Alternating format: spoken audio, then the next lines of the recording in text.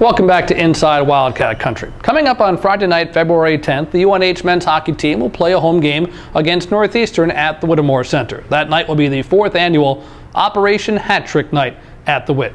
Operation Hat Trick, a program in which wounded American soldiers injured in the line of duty get free caps. A simple enough idea that was hatched right here at UNH by Senior Associate Athletic Director Dot Sheehan. The program in memory of 2 former Navy SEALs, Nate Hardy and Mike Koch. They grew up together, served together, both died while defending our freedom, and are buried together at Arlington National Cemetery. Dot Sheehan, along with President Mark Huddleston and Nate Hardy's parents, all involved in traveling down to visit these wounded warriors, and they have a story to share. In 2007, I was listening to a Boston radio station, and there was a quiz, a contest. What was the one thing head-wounded soldiers returning from Iraq and Afghanistan wanted the most? So I played along. I couldn't imagine what it could be. And the answer was a baseball cap.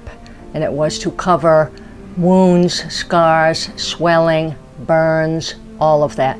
And I thought, wow, I mean, something so easy should be able to happen, right? So I thought, well, maybe we could do something at UNH. Our idea was to give hats to wounded and recovering soldiers and veterans in VA medical centers across the country. Unfortunately, a few months after I had this idea, Steve and Donna Hardy's son, Nate, Navy SEAL, was killed in Iraq in February of 2008. And we asked Donna and Steve if we could dedicate this program to them. Dot and I go back a ways for a variety of reasons, including the fact that her son, Kevin, was my advisee. And it was not long after Nate was killed that Dot was talking to her daughter-in-law, who said to Dot, we're seeing a lot of these vets, wounded warriors coming in with head injuries, and all they want is a hat. This is a community that really cares and pulls together at times that are difficult, and this is just one manifestation of that, I think. And it's nice to see it go national, obviously not just for UNH, but for the good that it can do for the wounded warriors. In the 3 years we've been going down to Walter Reed, where the amputees are, and Bethesda, where the burn victims and the head injuries are, there's no moping. It's extraordinary. President Huddleston comes with us, and I don't know a president in this country that would make that kind of commitment with the schedule he has. And I know he loves the program. He's terribly moved by the program. I owe them thanks for taking me. I've said before, and I really have meant it, that of all the things I've done since I've been here, I don't think anything has been so moving as participating in that. It's a privilege to go along on one of those trips. We saw a young man the first year. We had such a big group, and they don't usually allow big groups. 12 is a very big group. They don't usually want more than 5, but they broke us up into groups at Bethesda.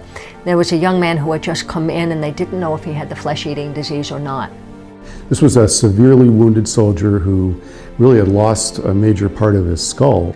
Didn't know if they would amputate his legs, had a head injury, had brain surgery, would not wear the green helmet you need to wear after brain surgery. President Huddleston said to me, do we have a hockey helmet back at UNH? I said, sure. He said, well, I want this young man to have that. So James Van Riemsdyk went pro. We had his helmet signed.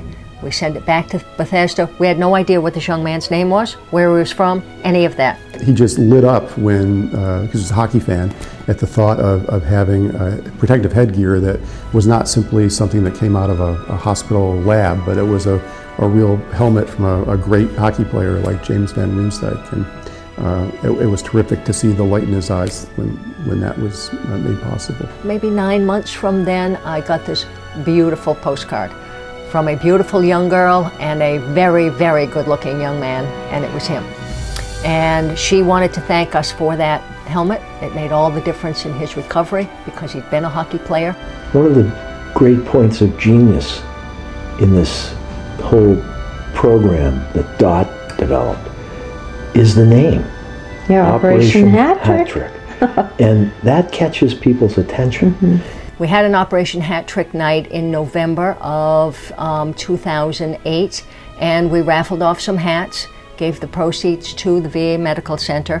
when Dot showed us some of the designs for the national phase of Operation Hat Trick, one of them was a camouflage design, a cami. And I know Nate would have scooped one of those up for sure. And he would have bought one for his son Parker, and they would have put them on when they went deer hunting or duck hunting or whatever else. So those are really beautiful hats. There are 3 designs, 3 new designs, and the whole program has a new design. It's OHT in a circle of 5 stars for all the branches of the military plus the Coast Guard. It will be on the back of the hat, and then every school can put whatever logo they want on the front.